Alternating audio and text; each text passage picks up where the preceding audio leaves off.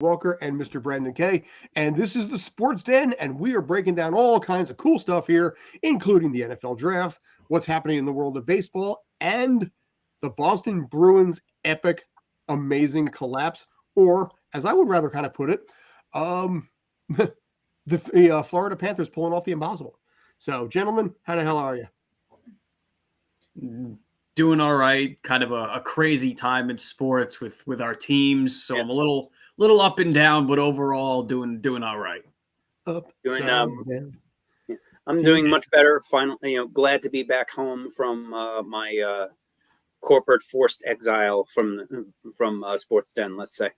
Yeah, the job unfortunately has to pay the bills, so you got to muscle through and do what you can in that case. But kudos to you; you did pull it off.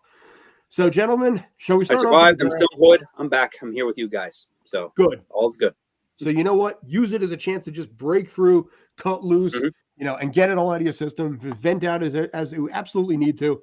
As we break down the NFL draft, talking a little bit about some of the players that came through, some of the thoughts in there, some of the reactions to that. Brandon, I want to roll with you first, I think. Is there anything in here you like or don't like right off the bat? Well, the obvious don't like would be that New England Steelers trade because I know we needed some defensive help, but I really think the first point that needed to be addressed was offensive line, and I really wanted one of these Georgia or even these Clemson offensive linemen, and I thought Broderick Jones was the best of those. And once this trade came through, I mean, Darth Hoodie struck again. And it's just never seems to fail in that sense. But just overall, like it was, I just think a very unpredictable because of the fact that I don't think there was, I mean, you had the Jalen Carter and the quarterbacks at the top, but even still, there wasn't that kind of really flashy one or two guys that really was head and shoulders above the entire playing field. So I thought it was a balanced draft in terms of kind of, I don't know, there was a lot of different positions taken in the first round. It was, like I said, a very unpredictable. Through the first round, though, it was a lot of head scratchers because we didn't really see the direction that teams wanted to go until the rest of the draft played out. And then kind of things started to make sense or didn't make sense based on what teams did. But I mean, I really think the obvious kind of winner in this was Philadelphia. I mean, like I straight up, and I said to a buddy of mine at work, until further notice, this is going to be a 49ers Eagles and NFC Championship rematch. And then the field below them is going to be all up in arms for who can take the rest of those playoff seeds. But, I mean, we talked about it a little bit right through that draft with that Jalen Carter pick, who a lot of people thought was going to be the top non-quarterback taken. So probably a definite top 5 pick. But he fell to Philly, who I think is a perfect situation for him in terms of going to a team that really the pressure is not going to be on him day one to be the savior. I know he's a defensive tackle, but those high draft picks for these traditionally bad teams, regardless of positions, are always looked at as you got to be that guy right from day one. The minute you grab that jersey on stage, you got to be him. And I think that the combination of Jalen Carter to Philly and Philly taking on Jalen Carter with who they have already in that locker room, I think is fantastic. Takes the pressure off. Yeah, it really does. And I think he's going to fit in super smoothly. But like, I mean, the rest of the draft, I mean, Detroit got a little bit questionable, but then we saw what they did with DeAndre Swift and then the whole Cardinals, Texans deal trade at the top where Houston got the 2 and 3 overall picks. So that was crazy. And Arizona, we have no idea what's going to go on with them. But they seem to kind of be setting up for the Caleb Williams sweepstakes. I know they just paid Kyler, but we've seen in the NFL that these contracts can be moved and let's say, disposed of in certain ways. Aaron Rodgers has entered the chat. Hey, but that's in a completely different That's light. a different level of salary cap voodoo. that the whole just positive, and we'll talk about Aaron and the Jets maybe a little bit later. But I just thought it was it ended up being, I think, a good draft. A lot of teams addressed their needs. A lot of good players were drafted later in the rounds. And in terms of the Jets, my team, I thought they had a really good draft. And we'll see these tackles and these linemen they took in the second and third round. We'll see what this McDonald does. I think having a guy like Mosley at that linebacker position is a really nice counterpiece to really bring him onto that defensive the side of the ball and in that part of the locker room. So I think it was going to be it was a good draft for the Jets, I think, and we'll see how it plays out in the field. Some people may disagree with you on that one, but I mean, that's the case for everything. True indeed. Kyle, anything from you? Oh, yeah. Am I coming in all right? You're on. Perfect. Yeah, you're Awesome. Good to hear. Honestly, in terms of winners, definitely the Eagles.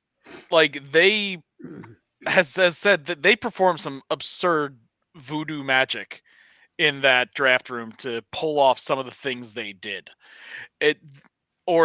Honestly, they might as well just be called the Philadelphia Bulldogs at this point with all the Georgia players they drafted. But then again, if you're gonna draft a whole pile of players from one college team, it might as well be a top 3 team. So obviously something's going right with them, and so you know what? Let's see if they're able to keep it going into the professionals, because they're all together. They know how they all play with each other. So that was a fantastic job done by the Eagles overall. Other than the Eagles, I think the Texans had a decent draft.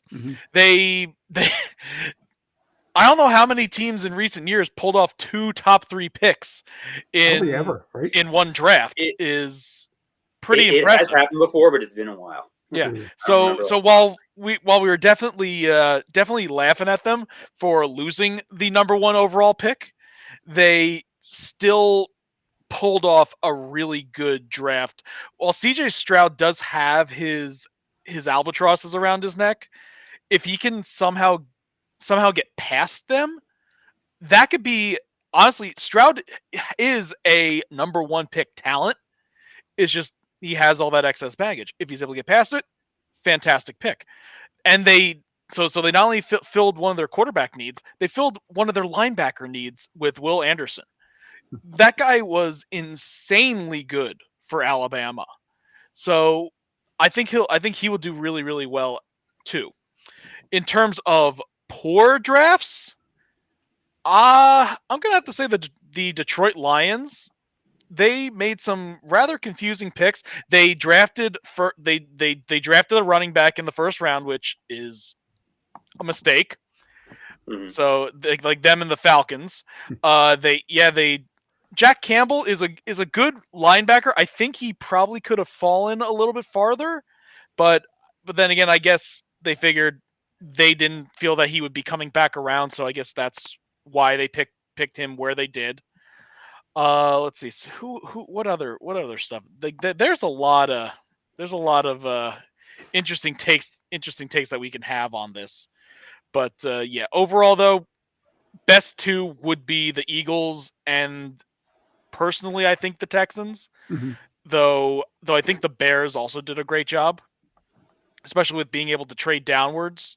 From they turned that first round pick into a lot of good things. So even though they didn't have as many picks in the first round as they probably could have had, they used what they had at number 10 and got a really good OT in Darnell Wright. So they already have they found a potential franchise quarterback. Now they added someone who can protect him, and they knew that they would be able to get it without the first round pick. So they turned that first round pick into a 10th pick, as well as some other additional parts. And you know what? Good on them. So yeah, top 3 would be Eagles, Texans, and I would say the Bears. And Nice. worst, I think the Detroit Lions. Now, in this case, actually, JD, I'm gonna, I'll go to you first. Do you have any thoughts? I'm gonna open up a question to you guys as soon as basically JD's done with his thoughts. Anything opinions on your side? First, I want to say that this was the most trades I've ever seen. And public service announcement: if somebody at your draft party has the idea to do a shot after every trade, tell them no. Because six trades before the Jets came on the clock. If you want to see what that looks like, check out our Jets fans react to picking Will McDonald in the draft video. You guys can't handle your shots. I was very surprised by that. There's handling shots, even though it quickly became half a shots, plus beer and whatever in a very short amount of time. But wow, that the Bryce Young pick was relatively expected at the top. And I was personally surprised by Richardson going as high as he did. But the Colts needed a quarterback, as did Houston. So those picks were to be expected. As soon as the Aaron Rodgers trade went down, that included the pick swap from 13 to 15. I said, okay, it's only 2 picks, but the Patriots are in between them. Mm-hmm. Something is going to happen.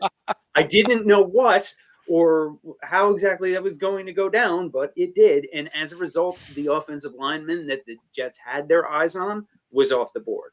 So what I think happened is that with that player off the board, I think Douglas tried to trade down. And because everybody else that wanted to trade up already had, there were no takers. So they just went best player available on defense. They ran out of time, is what I think. It's because it was like a freaking fantasy football draft where the player that you had queued up gets taken the pick before you. Yep. So, and unless you have a backup ready, you're scrambling, and they use the full amount of time. So yeah. So that being said, I don't think the Jets had an overall bad draft, but that first pick was not good. I will say this is that although I've seen a lot of I've seen a few bottom 5 rankings for the who had the best draft listicles out there for the Jets. It isn't like that for me because, as far as I'm concerned, the Jets used their 2nd-round pick on Aaron Rodgers, which is the best edition of this draft. So I'm including that in this trade. Yes, I know I've gone on record here saying a lot for that. I'm not the biggest Aaron Rodgers fan, but he's here. There was no going back at this point. So let's roll and see what we got. But I will say that the getting Tipton, the center, might be messing up the name, the center from Wisconsin in the 2nd round, that could turn out to be a great pick from the Jets. Although they didn't get the offensive tackle that they needed until the 4th round, the one that they got from Pittsburgh, he's from New Jersey, so local guy. Carter. From Carter. He has the he had some knee issues, so that means he'll fit right in with the Jets offensive line. But if that recovery continues, he could be a hidden gem, just like Mitchell was last year for the Jets, who they found in the 4th or 5th round, and he ended up starting several games. So it's possible here. The main issue that I have with this draft wasn't even so much the McDonald pick, as crazy as out of left field as that was. It's the fact that they still need safeties, and they didn't get anywhere near one in this draft. They had a lot of needs.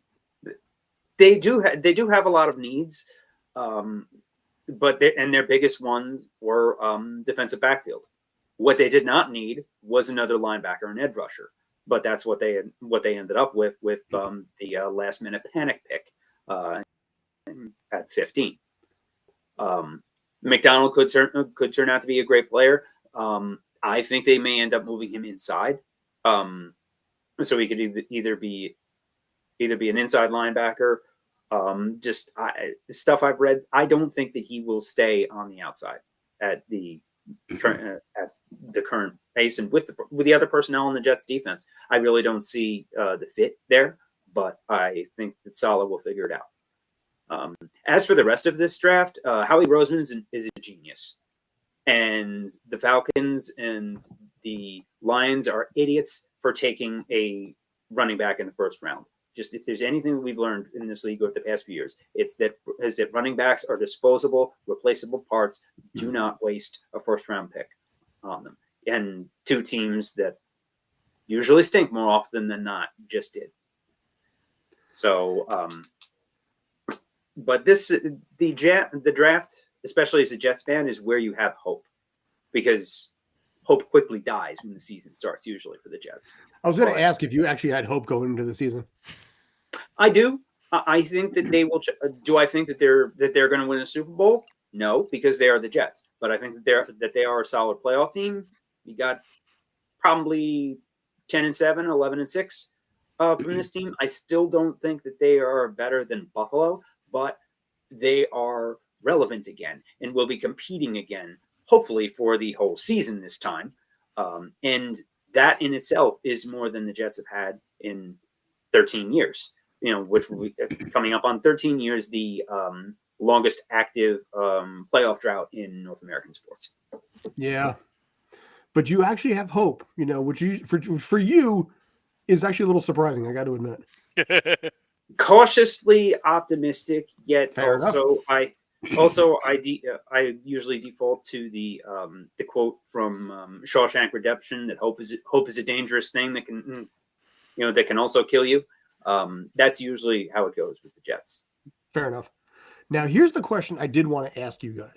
When it comes to Bryce Young and Carolina, there is a long recent history of quarterback rotating down there.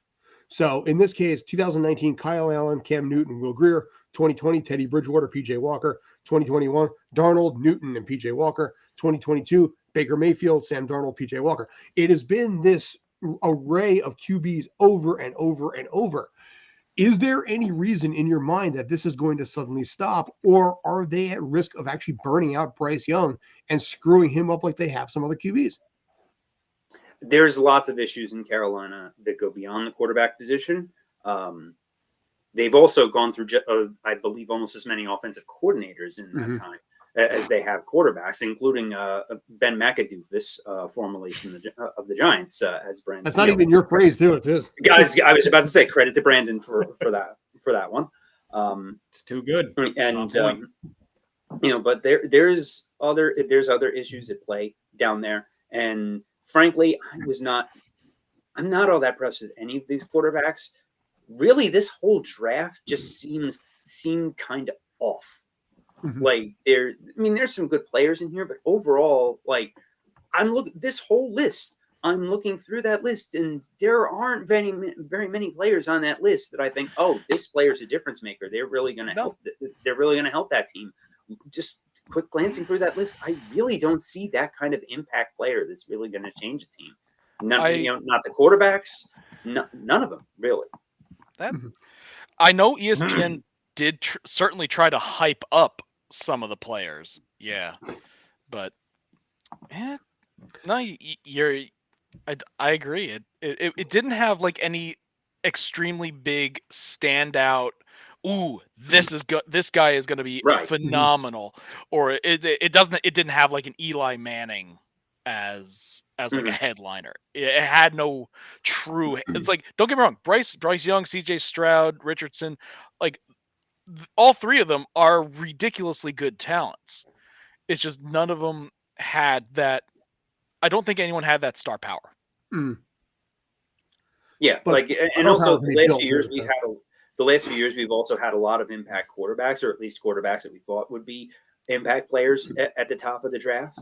So this year's a dip more down to normal. Maybe there's a Daniel Jones in here. Who knows? Honestly, honestly, like drafts like this, it's when you find that like, where did this guy come from type player. And sometimes you can find those players in the later rounds in a draft like this. But this, because sometimes there's a few drafts that I've seen where if you go back and you really can't tell how good a draft is until you go back and look, 5 years from now. And there have been a few that I've seen where just you go back and look and say, oh, man, like the 2013 draft sticks out in my head where you say, oh, man, this entire draft stunk. Where you look through the first round, it's just bust, bust, bust. Yeah, he's okay. Bust. One Pro Bowler, bust. Yeah, it's one of those where if you did a redraft 5 years later, this list would be completely different. Yes.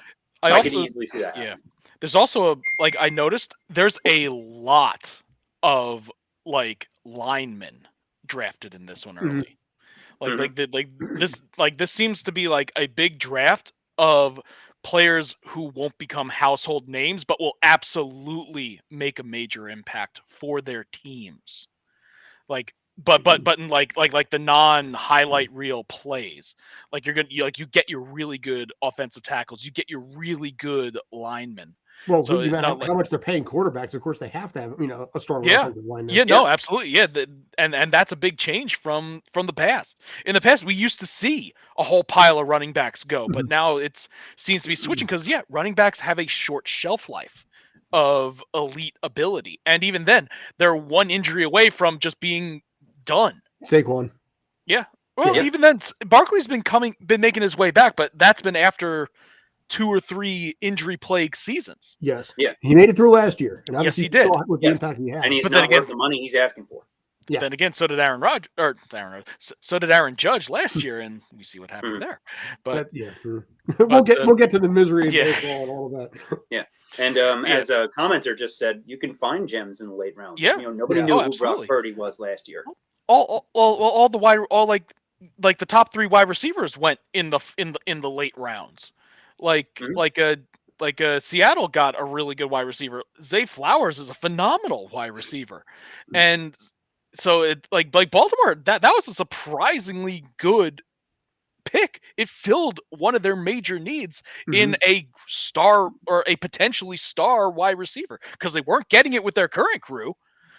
Yeah, but that pick, I think, is one of those specific picks where it's like the team is, especially with that contract situation that just happened, the team with the contract and this pick put their money where their mouth is. Yes. Now Lamar has to step up and hold his end of the bargain. Really, that's what it is. It puts so much pressure. But on top of OBJ, you just signed for that exact reason. So that pick is one of those really pressure picks for somebody else on the team, which in that case usually is a quarterback. They also I apologize. But also, now that they gave him that contract, if he fails again, they're not going to be able to move him now. So they are stuck with him no matter what, at least for the next. This is a nightmare waiting to happen. Yeah. So and I give him credit. Jets fans, tell me again you wanted Lamar Jackson. Please. Lamar Jackson was the only quarterback that I wanted, even less than Aaron Rodgers going into the offseason. For the record, I wanted Russell Wilson for the Giants last year, so you know what? I can't. We all have. Yeah, you would have to clear a room out for an office. I see you want that Russell Wilson, but the best I could give you is Zach Wilson. No, actually, Mr. Wilson from Dennis the Menace. I'd take him over Zach Wilson. But the problem is, Wilson the volleyball. There you go. Throw the volleyball at him. But that is that is a disaster and a nightmare waiting to happen because, again, I mean, Lamar Jackson has missed 1/3 of his games each of the last 2 seasons, and he's still got the richest contract in history. So he is already injured and bulky to begin with. So this is not somebody who has a track record of being healthy. This is a guy who has a track record of being injured, and a running quarterback like he is, who is injured, stays in the pocket more and loses about 35% of his effectiveness, just like that. So it puts more pressure on the running game, and in turn will allow the defense to be able to zone in and be able to be a little more focused, perhaps, on, say, OBJ, and his numbers will struggle. How long until he starts getting pissed off about the fact that the numbers are not going the way he wants them to? And the problem is, too, this is a Ravens team that, I mean, for some time now it's been, but there is no Ray Lewis or Ed Reed or even a Terrell Suggs in that locker room that when, Tish hits the fan, they can really calm the waters and direct the ship back in the right direction.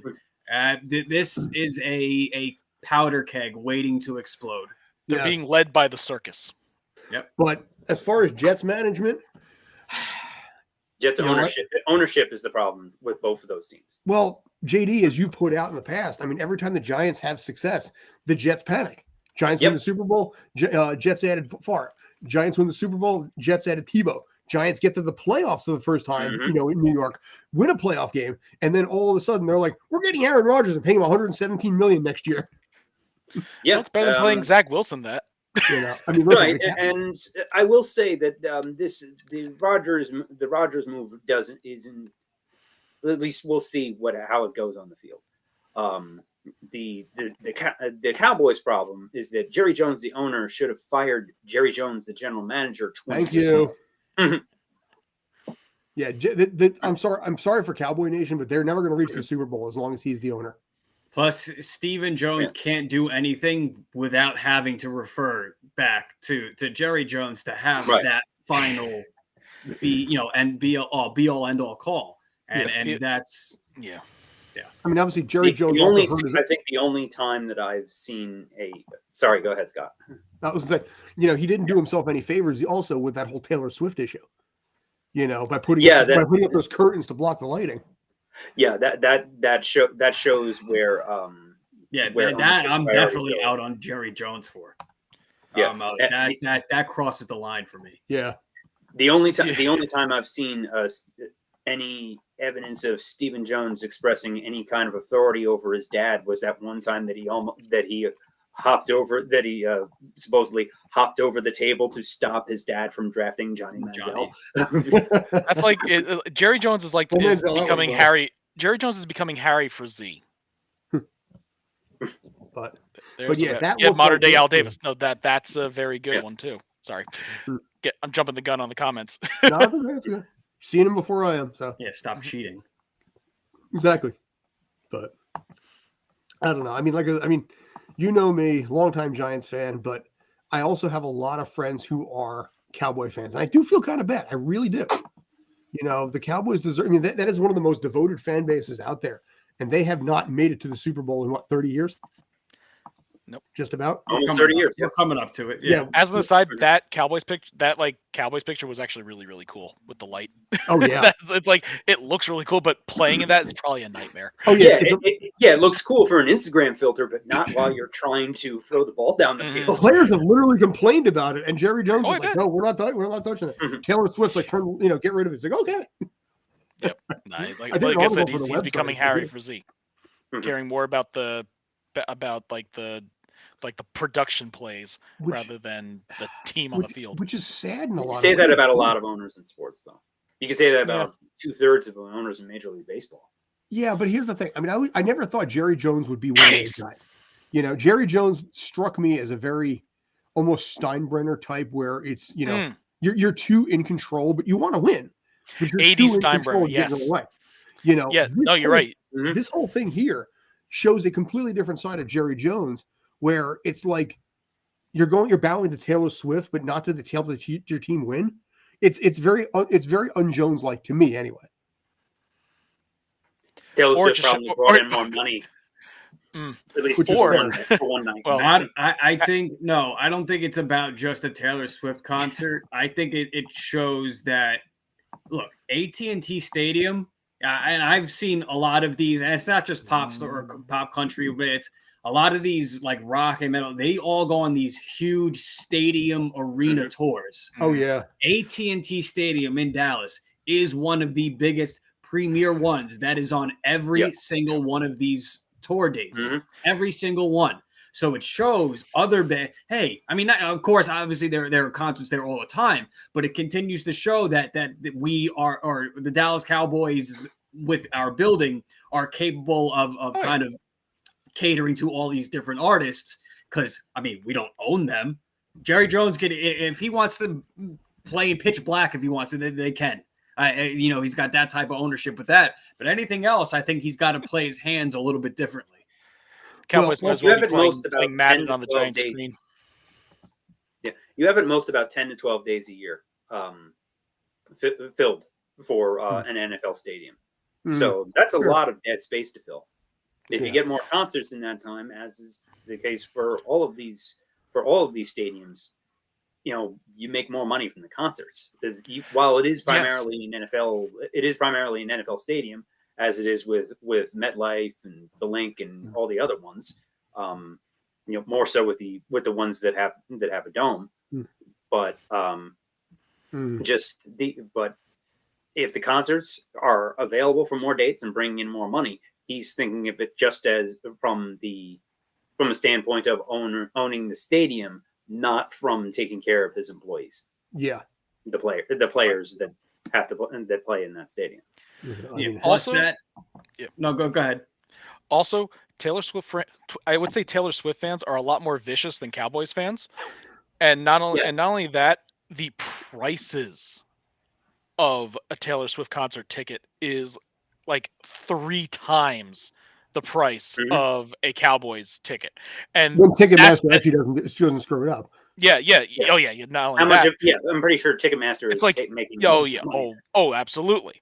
Oh, no doubt. But even then, it's still ridiculous. Even for like the cheapest seats possible, it's still like a cheap seat at a Swift concert is like almost field level of a Cowboys game. Like it's like third row field level. It is ridiculous. Yeah, and I don't know what. I mean, we're really getting off on a tangent here, but I don't know what Taylor Swift's concert setup is. But I know a band like Metallica, they set up in the middle and have a circular stage. Yes. So you have a middle section, the field all encompassing you, and then all the seats around.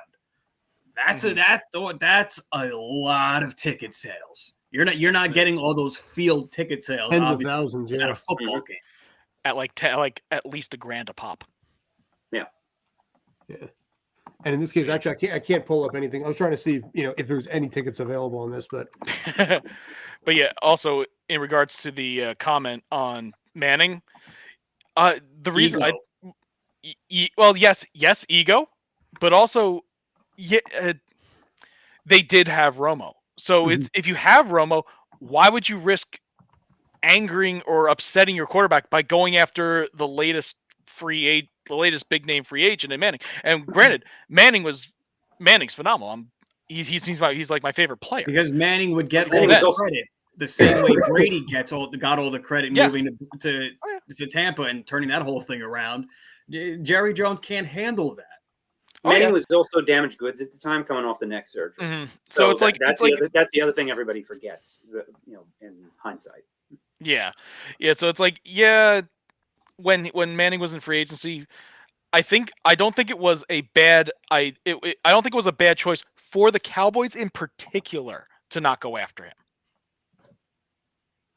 I just want to show you guys one thing. I think in this front, I pulled up the Taylor Swift tickets just for funsies.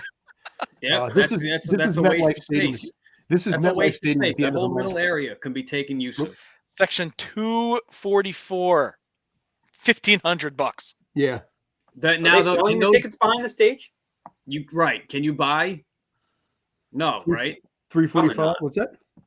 345. 345 is right here. Is right here. A pop. So that's $1,500 behind the stage. Like You're getting stuck behind like the support beam. Yeah, basically. Oh hell no. Yeah, look. It's ridiculous. Section 305, $59.85. That's this is the end of the month. This is East Rutherford for Taylor Swift. So yeah, it kind of makes sense, at least some regard, why they would be like, all right, we're going to give you what you want, Taylor Swift. But it's disgusting.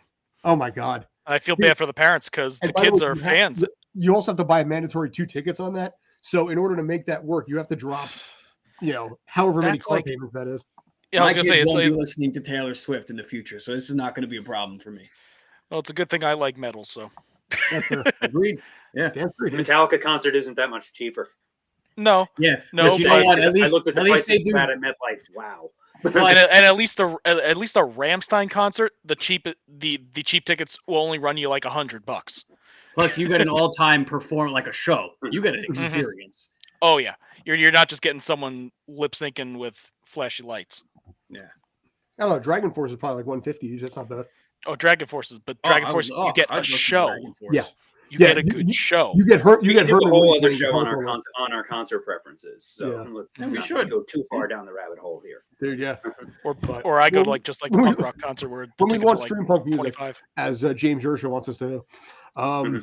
Anyway, Nice. Boston Bruins, best record in NHL history, expected to just plow right through, collapse, probably one of the biggest collapse in NHL history of all time. And credit to the Panthers on this, but this suddenly opens up the entire Eastern Conference as to what could be. Mm-hmm. I think this opens up the entire who could win it all. Also true, but for now, I was in the Eastern Conference. Right.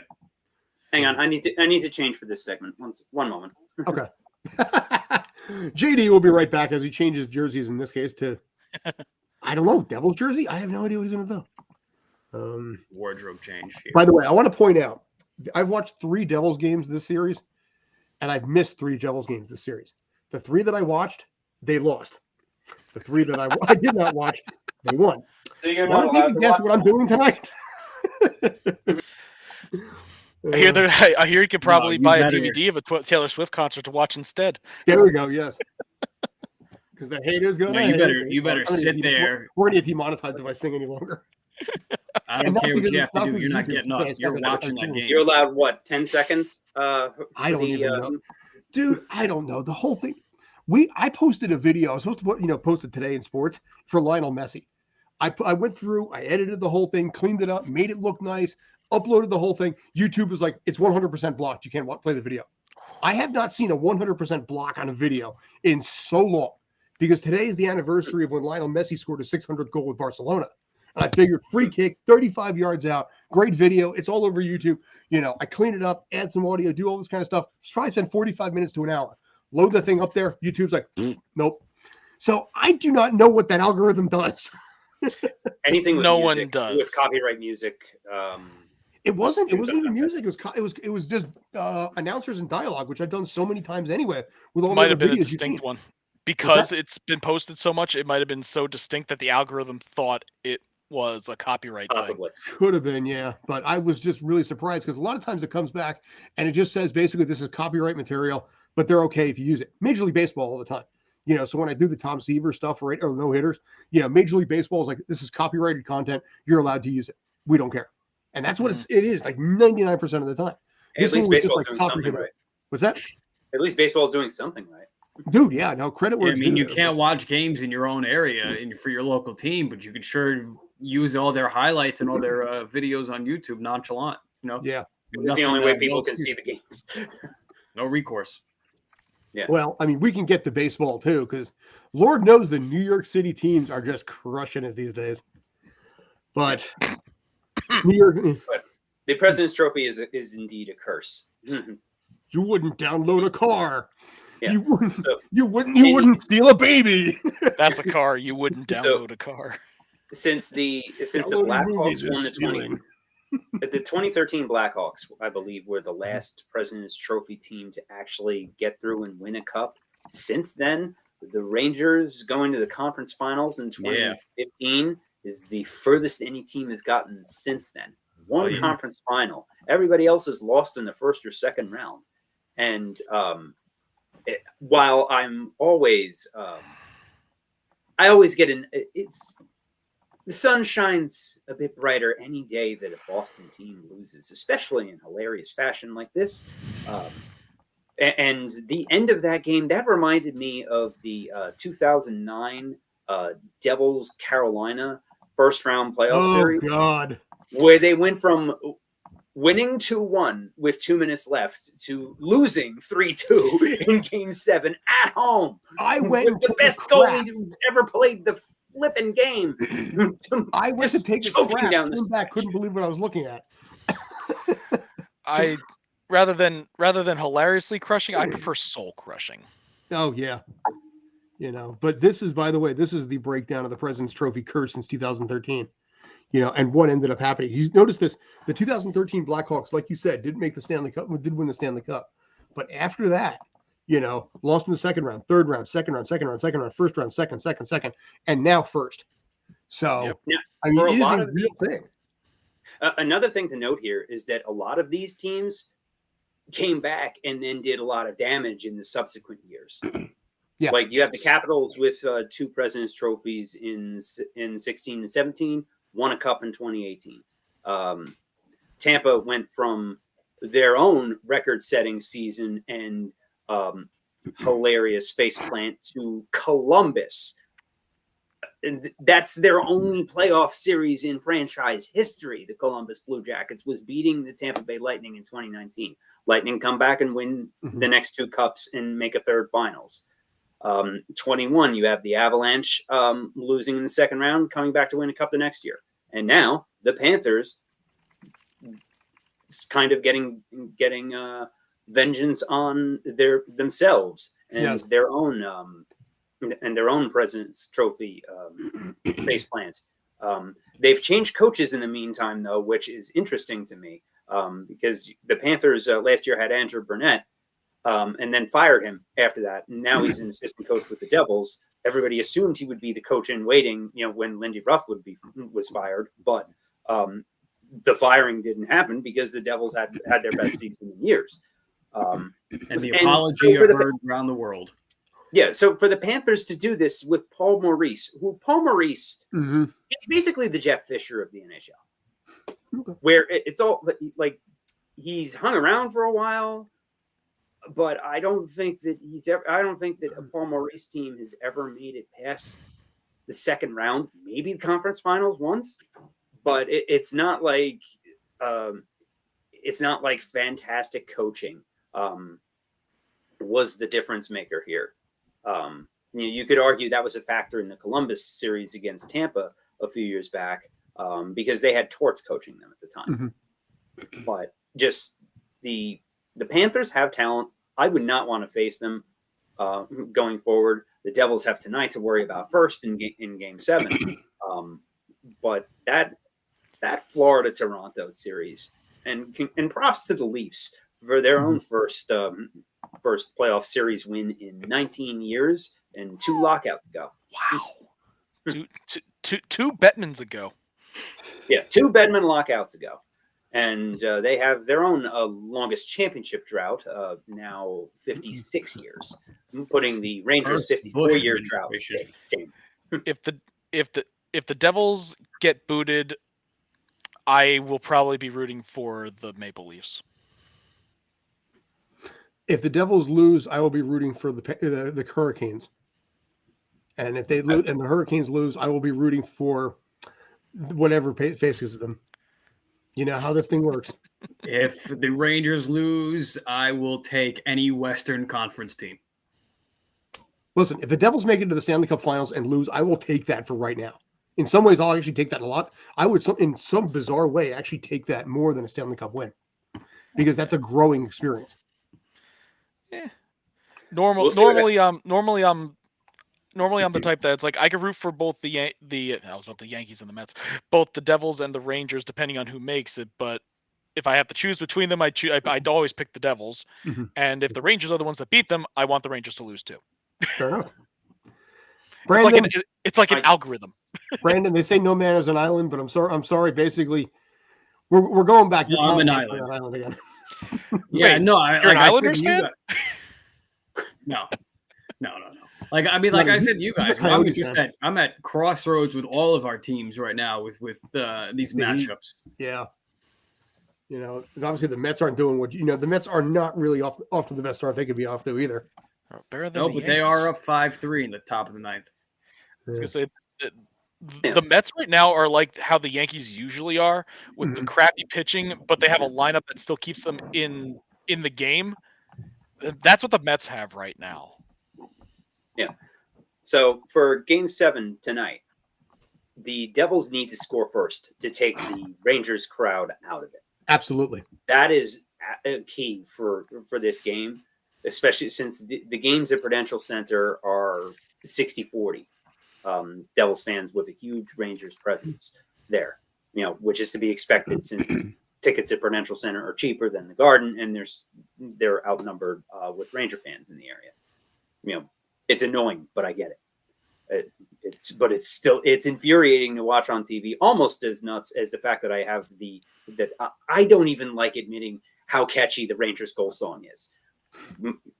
And it's been stuck in my head for 2 days. Certainly heard it enough the other night. Well, like I said, it's my too. fault. The 3 games that I watched, the Devils gave up 5 goals each game. The games that I did not watch, they gave up. Watch. I will pay you to watch.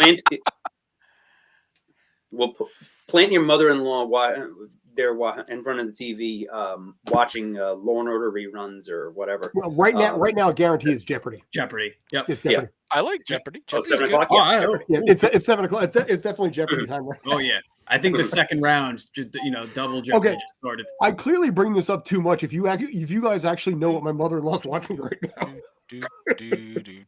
I do apologize. It's 7 o'clock. Yeah, I mean, we're just like, oh yeah, it's after 7 o'clock. Jeopardy time. No, we're all of the even at my younger age that we're all of the generation where at 7 o'clock, man, it was Jeopardy. That's it. Whenever we ate dinner at my grandma's house, it's like we had the TV in the room, and it was either Bill Nye the Science Guy, Carmen Sandiego, Simpsons, or Jeopardy, because we never really ate later than 7:30. Was it Alex Trebek with mustache or without? With. Okay, with back then. Mm-hmm. Yes. Yep. Yeah. Well, with. He shaved it like 20 years ago. Yes. Yep. Yeah. It still had the Will Ferrell mustache. Welcome back to Celebrity Jeopardy. Speaking of Will Ferrell, which is relevant in this topic. What did I just say about he's gone full? He went full putty in the for the LA Kings. Did he? Mm-hmm. Painting his face and everything for the LA Kings games. He's a very big Kings fan. Even though they lost to the Oilers in the first round, but I'll find those and send them. They were great. You know what it is? You get these celebrity fans and things like that. There you go. Where you get Jack Nicholson with the with the Lakers. Although he looks more like ICP in this one. Dude, actually, is he down with the clown? That is honestly actually better than the Putty. I gotta say that is so well done. Well, we wonder why the Kings just lost. Oh my goodness. Yeah. So. All right, so figure we'll move on to the last topic right now, probably. Brandon, you want to talk your Heat? I would. They He scratched out a win at the Mecca yesterday. I really kind of I was at work, but I caught pretty much the fourth quarter, and they were in command the whole game, and really kind of picked up where they left off in the Milwaukee series, where they dispatched them fairly easily. I mean, a lot of people had the Bucks at least not steamrolling the East. This one's for you, Brandon. Thank you.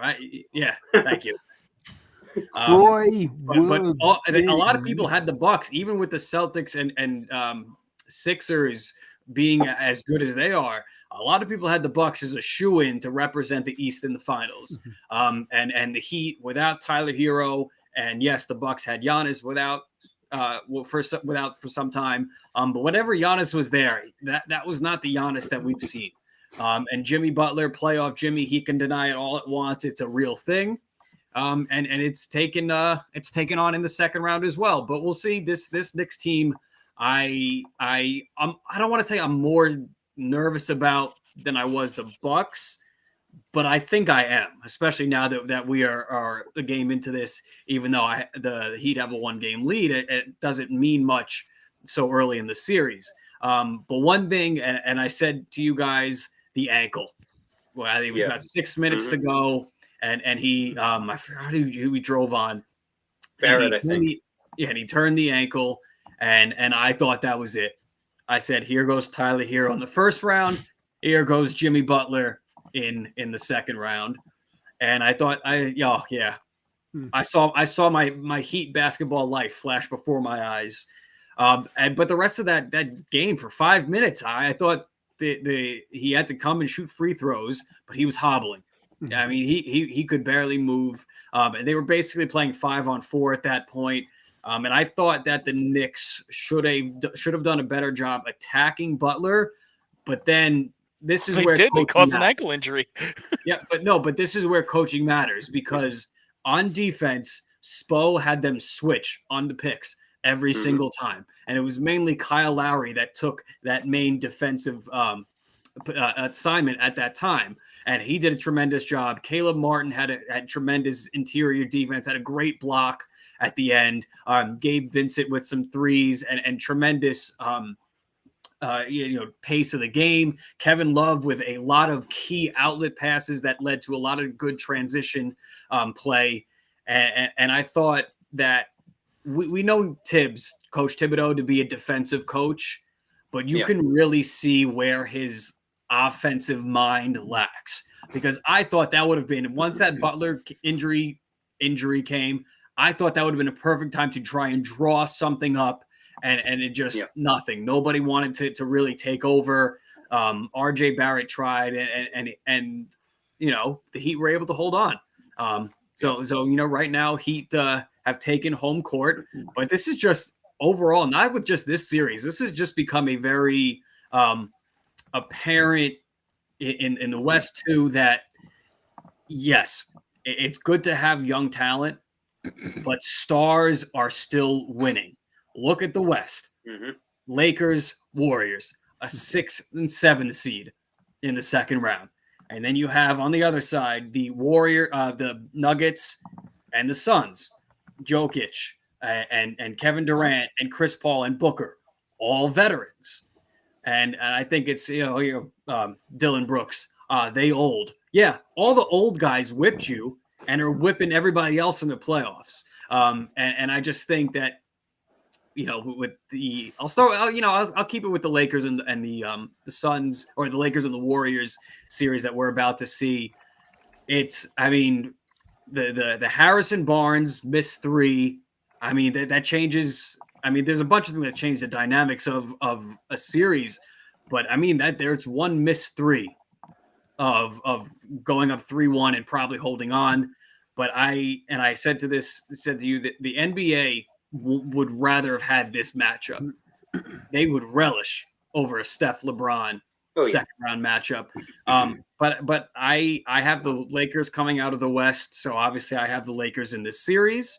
But I think this is going to be a great second round across the East and West.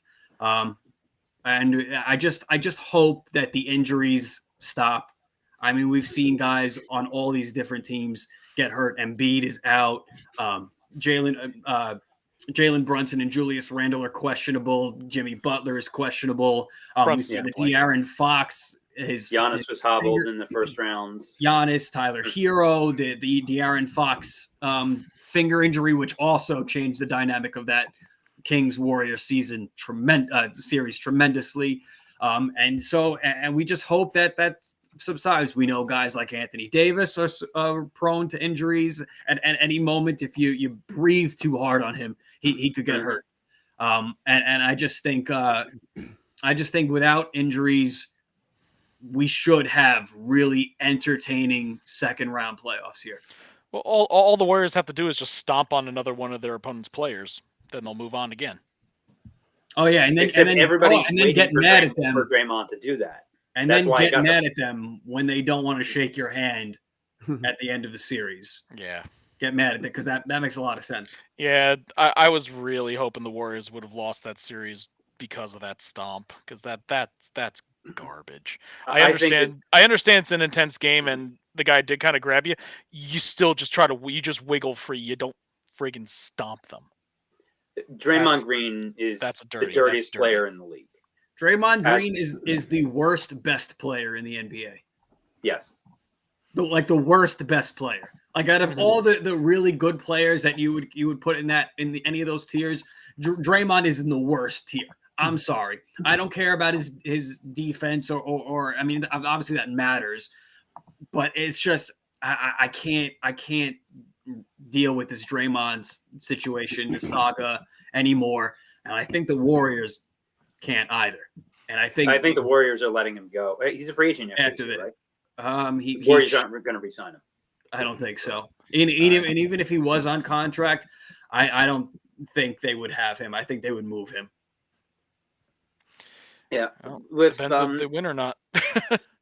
Even if they do win, I think the Warriors. There's been just so much garbage with him over the past few years, and he wants to be paid like a superstar. and just no, not with all of this other garbage where you talk more about him assaulting other players, including his own teammates, than you do about his play on the floor, and just you can't have that around. But that being said, this Warriors Lakers playoff series is candy for the league. With where you have LeBron versus Curry again, and for me, as somebody who came of age with the NBA in the late '90s, I am loving the Knicks Heat redux, because those series in the '90s were complete wars. You had a bit of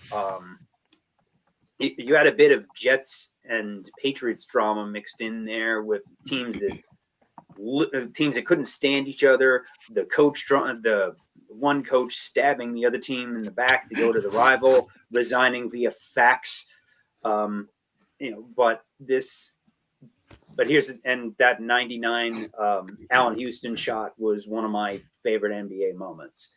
But I think that Miami is playing the part of the '99 Knicks this year.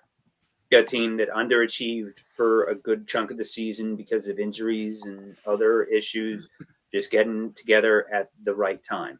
And if Butler comes back from this ankle injury and continues what he's been doing in the playoffs so far, he's at Reggie Miller status, public enemy number one in the Garden going forward, and he's earned it. But because scrubs don't earn this. The players that step up and just put on the talent to just beat you over and over again. Trae Young had a little of that in the playoff series 2 years ago. You get that a little bit of a taste, but when the Knicks are good and going deep in the playoffs, which we haven't seen in since those very long time '90s years. They've won since the 2000 conference finals. The Knicks have won a grand total of 2 playoff series. One in 2013, and then the first round this year. But Butler's ankle is the key here for both teams. I agree with Brandon that Spo outcoached Tibbs down the stretch. Where in this game, this was the Knicks for the taking in game one. With Butler tweaking that ankle, so they need to turn it around fast, because if they go down to Miami 0-2, I see a sweep. Yeah, I would say obviously this is a long series, but I would like to say this about my team, my beloved Miami Heat. Should they get past the Knicks, which I'm confident they will. It's tough. I think they will.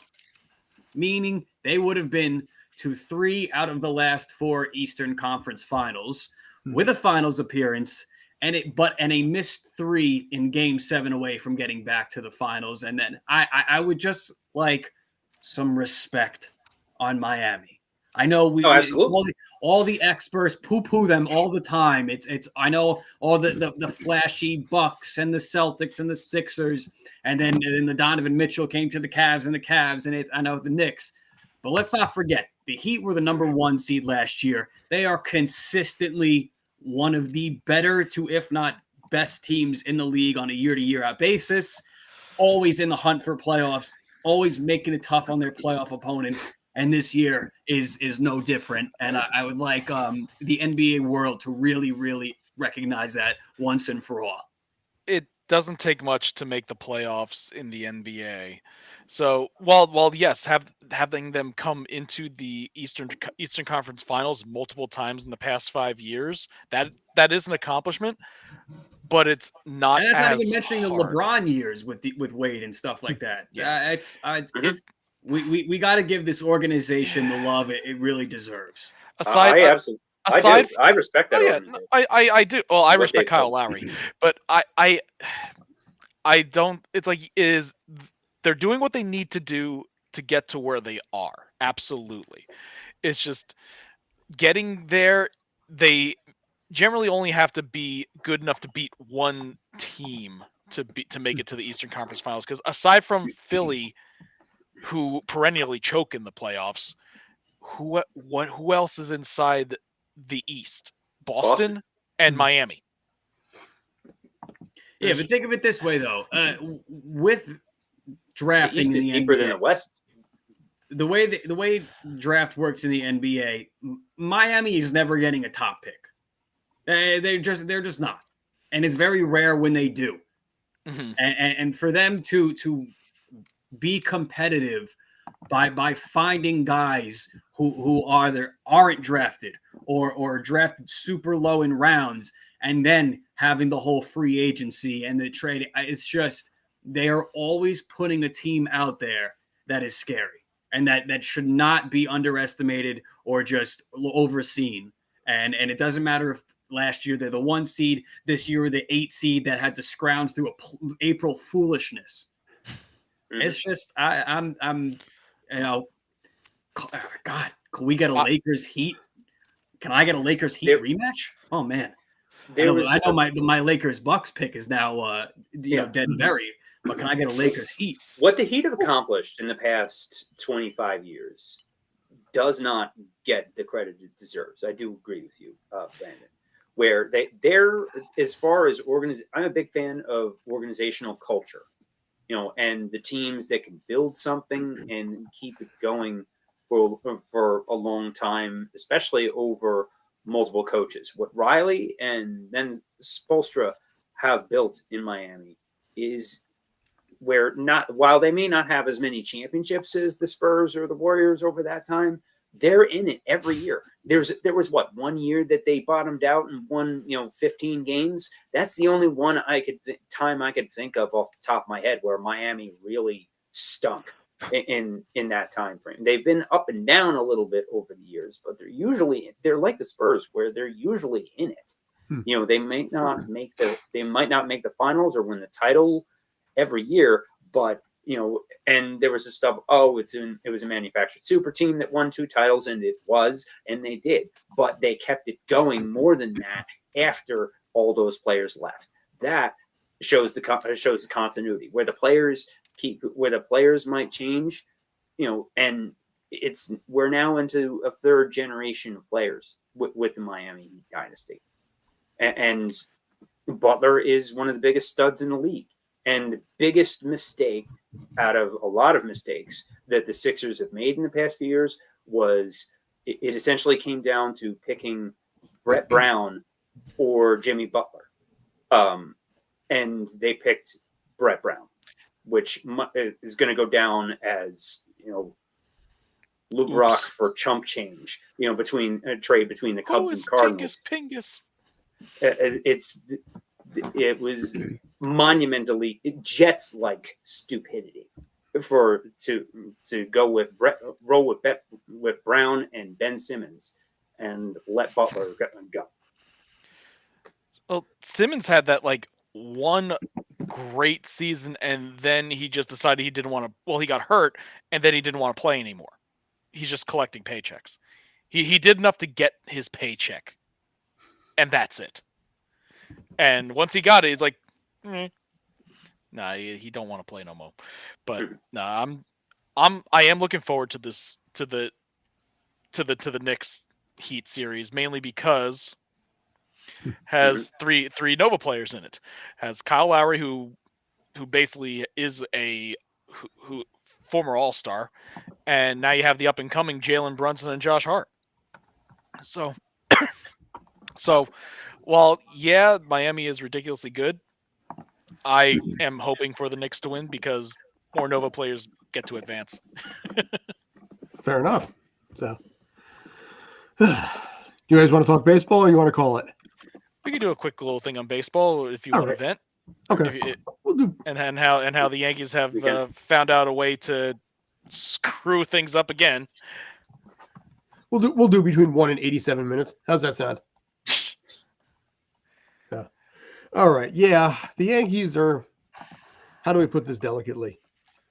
Bad. They're bad. Well, it's and it's understandable given that they have a higher paid injured list than most teams do, than most entire teams' payrolls. They have more on their IL. So it's like, yeah, they definitely won't be as good as they could be, but the players that they do have shouldn't be this bad. Like, yeah, they're getting hits during the game, but they're never right after each other. The only way they're ever really scoring runs is through solo home runs. It's the same old garbage that we keep seeing, but this year we do not have Aaron Judge carrying the entire team on his back. So I'm going to try and pull something. This is what up you were here. seeing. See if this works. It's a long season, though. So it is a long season. All right. It is the first month. month. To panic yet for any of these No. teams. No, Right. It's just the first month is where you try to build up as much of a cushion as possible before all the teams start finding their rhythm, finding the way they play. So before, say, like you have your Braves team that pulls it all together and then goes on a tear in August. So this is the time where you need to build up that win cushion against teams still trying to figure out the way they do. And Like the Yankees did last year. Exactly. And Because the they only stunk the second half of the year. Oh my God. After the All-Star break, they were awful. That's the only reason they even made the playoffs last year. Yeah. Oh, absolutely. And But- not only that, they won their division, so they had like the number 1 or number 2 seed. They had a top seed that got them a preferred opponent. So that's the reason why they were able to win that divisional series, at which they proceeded to then fall flat on their face against the Astros. But it's If you look at that stat right there, by the way, that's on base percentage. The Yankees are currently 26th in on base percentage this year. It's awful. It That's is insane. absolutely That's awful, and they should be doing better because the shift is gone. That's a good point. But they aren't. They're doing worse. One You know, that It's not good. Everybody on your pitching rotation, and I mean, not that I can talk as a Mets fan, but the pitching rotation outside of Garrett Cole, and I mean Cortez for the most part, but he just put up a stinker. Yeah. You don't know what you don't know what you're getting on the mound. 4 or 5 out of every 6 starts. You're not. It's like Brito is a rookie, yeah, but he needs to be doing better than that. Herman is average at best. Like all their highly paid, supposedly anchoring starters are on the IL. Yeah, see, right. Fangraphs. If you look at the ERA numbers right here, Schmidt's almost 7, Brito's almost 6, Herman. You have three of your 5 starters have a 5.5 or higher ERA, and Nestor Cortez is a hair below that. So And he's only really, he's only a hair below that because of that last start. yeah, But- But before that, he was still in like the mid 3s. Yeah, none of them are Garrett Cole. Garrett Cole is a beast. yeah. But Garrett Cole's on a Cy Young pace right now. yeah, and honestly, if the Yankees end up stinking it up, and if Garrett Cole keeps this up, yeah, he absolutely is. He's going to be like an Ohtani. Yeah, but now, He's gonna- now at this point, the path that this current Yankee team it seems to be going on, especially over the course of the season, and obviously it's a long season, but last year was on the arms of Aaron Judge. This year, it's on the one arm of Garrett Cole. Yep. Yeah. Here's the stat that blows my mind. This is what's going to burn out a relieving core at the end of the season. If you look at the innings pitched, Clark Schmidt has just over 4 innings per game. Johnny Brito has under 4. Domingo Herman 5 and some change. Okay, fine. Nestor Cortez, he's 5 and some 5.5 roughly at that point. So none of those guys are at 6. None of those guys. I mean, some of those guys aren't even at 5. So your starting rotation right there is forcing itself to go to the bullpen early, which will burn out the pitching staff and the relievers by July, August, September. So it is a dangerous time right now in New York City for the Bronx. And the one thing that keeps coming up, and this is trending on Twitter constantly, is the fact that Brian Cashman still has a job. The fact that Still has Aaron a job. Boone Still, still has they just freaking- gave him the job for longer. Yeah. Yeah. I joked. Oh, I knew Yeah. that was a mistake. Oh, no, absolutely. I laid into that. I thought that was the most Yankee thing that they could do, considering the off season that they were in the midst of at the time. Yeah. No, I said in the offseason, yeah, they absolutely had to resign Aaron Judge regardless of what he was doing in forward. Like, even though he's hurt, yeah, they still needed to sign him regardless. Otherwise, they would have been thrown out a window. But that contract is going to be a bear in a couple of years. Oh yeah, I mean, he's hurt now. The worst moves they did was look at the Grom, re-sign Cashman and bring back Boone. Yeah, that letting DeGrom go looks better and better each day. Yeah, it's the two worst moves that the Yankees could have done, aside from not signing Aaron Judge, was bring back Cashman, bring back Boone, and they did both of them. And charge $9 a flight. Now we're paying on it. That's just, now we're paying. It's just terrible.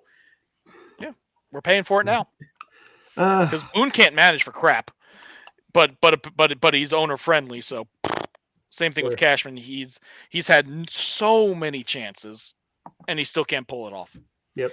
Granted, like the only thing Cashman did when he was able to do so was he did bring in a lot of youth. So we have Volpe, we have Cabrera, we have a lot of good young players. Yeah, start playing them. Exactly, but that's on Boone, and he'd rather play. I don't know. That's Hicks. Not on Boone. That's on Cashman. It's on both of them. None of these Cashman for bringing him up and Boone for playing them. But no, he'd still rather play Aaron friggin' Hicks. None of these managers who's legitimately the worst player in baseball right now, Aaron Hicks.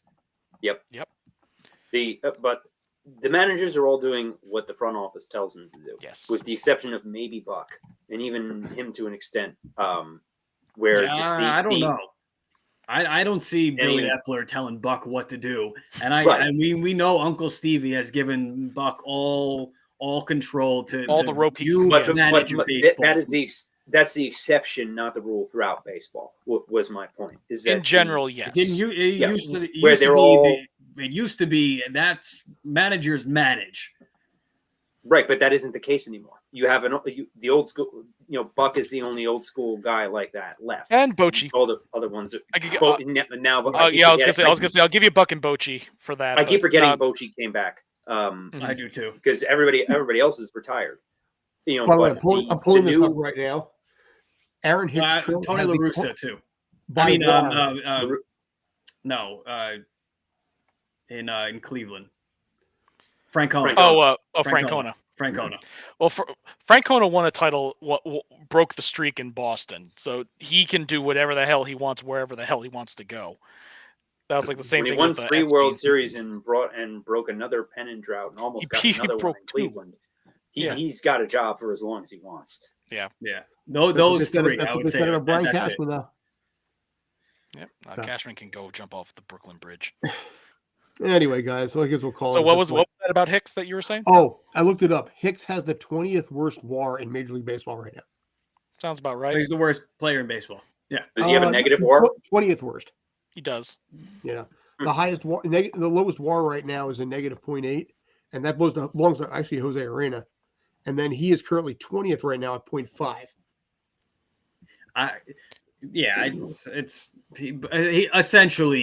He's the worst player in baseball. Any possible way we can trade Hicks, Cashman, and Boone at the same time? For who? For what? A bag of baseballs. I'll take it. Why don't we throw him over to Houston? At least they'll poison pill that team. Matt Chapman, by the way, has a WAR of 2, so he's leading right now. Gary Cole is 4th. Okay. So and Brandon Nimmo 7th. So there you go, Mets fans.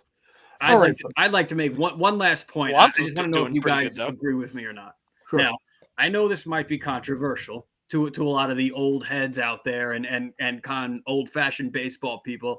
But I watch this Mets team, and it's not just them. It's just baseball in general. The way the game has shifted, the rule changes, the you can't shift, the oversized bases now. I really find it harder and harder to take strikes. Just swing. I'm done with the might as well. strike. Yeah. Well, I'm so. That's what happens to the Yankees. I don't understand why we really are so, gung ho about seeing the first pitch, seeing a strike. Why are we wasting a strike? I just, if a guy, especially now with the pitch clock too, if a guy is in rhythm, he's around the plate, you got to be aggressive. I think today, day and age, these taking a first pitch strike, get it out of here. I'm done with it. Fair enough. Especially if the first pitch is going to be like right down the middle of the plate. Yeah, swing at it. And 3-0, I don't care. Swing. Mm-hmm. Like you can pop out on any and get out on any single pitch. It doesn't make a difference. I just think you got to be aggressive and swing at any good pitch that you can get. Because we see a lot of these pitchers, they get into a good count over a batter and they throw these dog water pitches for them to chase, and then you're never not see even a good close pitch pitches. Yeah, and you're never going to see a good pitch again, and then you wasted a belt high. Somewhat inside strike that you could have thrown into the third deck in left field, but so that's my last baseball point. Fair enough. My final thought, and then let's wrap this up. Actually, not baseball related because I haven't watched a single minute of baseball this season, and usually don't until July. Major League Soccer, well, specifically the Philadelphia Union, leg 2 of the CONCACAF Champions League semifinals, rematch against LAFC, which was the MLS Cup championship last season. 1-1 for the first leg in Philly. We have leg 2 tomorrow night in LA, where the Union needs to score 2 goals, and LAFC does not lose at home after once again giving up an equalizer in stoppage time. So in the first leg, an uphill battle, but we'll see if they can pull it off. The fact that they ended their home leg in a draw is not good for the Union. Exactly. It was, yes, absolutely, but more important than that, in the how the CONCACAF tiebreakers go, is that if the aggregate goals between the two games are tied, the team that scores the most away goals breaks the tiebreaker. So not just having a draw, but giving up the road goal to LA, brutal. So Philly now needs to score 2 to even have a chance.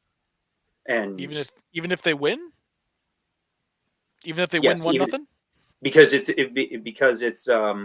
basically they need a result.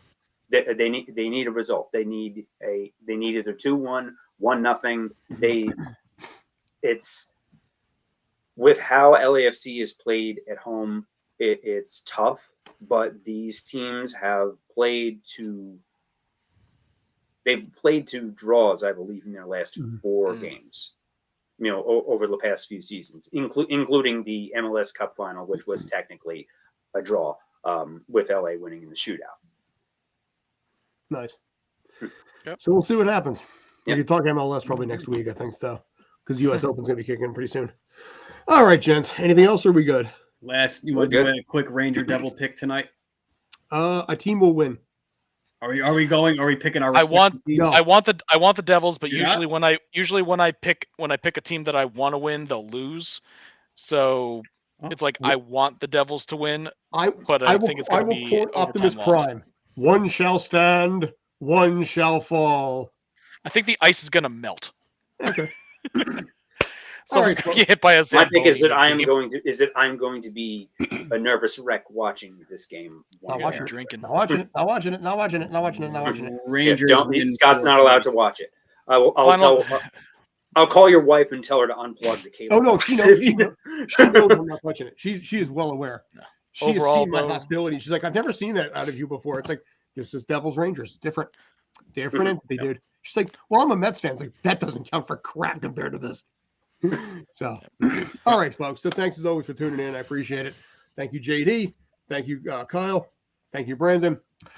Coming up on Tales from the Film Set, we are going to be breaking down Guardians of the Galaxy Volume 3. Our contest. Who is going to die? Get it right, win money. Anyway, until next time, thanks as always.